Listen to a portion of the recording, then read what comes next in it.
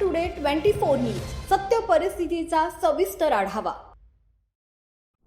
गुरुवार दिनांक 30 जुलै रोजी झालेल्या मुसळधार पावसामुळे पूर्णा नगरपालिकेच्या स्वच्छता व्यवस्थेचे अक्षरशः पितळ उघड पडले।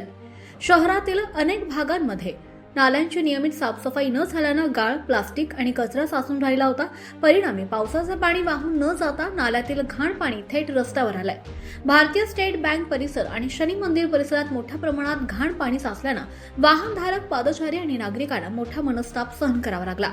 धक्कादायक बाब म्हणजे शनी मंदिरातही नाल्याचं गलिच्छ पाणी शिरल्याने भाविकांमध्ये संतापाची लाट उसळली आहे। धार्मिक स्थळात सांडपाणी शिरण्या इतकी गंभीर परिस्थिती निर्माण होऊन सुद्धा नगरपालिका प्रशासनाकडून कोणतीही प्रभावी उपाययोजना करण्यात आली नसल्याचा आरोप नागरिकांनी केलाय।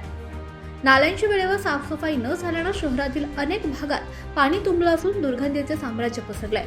रस्त्यावर साचलेल्या घाण पाण्यातून वाहनं चालवताना अपघाताचा धोका वाढला असून साथीच्या रोगांचाही धोका निर्माण झालाय।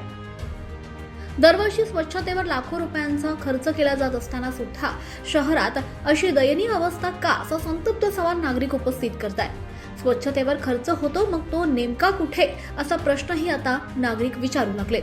नागरिकांच्या मते मुख्याधिकारी, स्वच्छता अभियंता, स्वच्छता निरीक्षक आणि संबंधित कंत्राटदार यांच्या जाणीवपूर्वक दुर्लक्षामुळे ही परिस्थिती निर्माण झाली। पावसाळ्यापूर्वी नाल्यांची व्यापक साफसफाई झाली असती आणि दैनंदिन स्वच्छतेची कामे नियमित झाली असती तर आज शहरावर ही वेळ ओढावली नसती, अशी तीव्र प्रतिक्रिया व्यक्त होते। संबंधित अधिकाऱ्यांच्या निष्काळजीपणाची चौकशी करून जबाबदारांवर कठोर कारवाई करावी।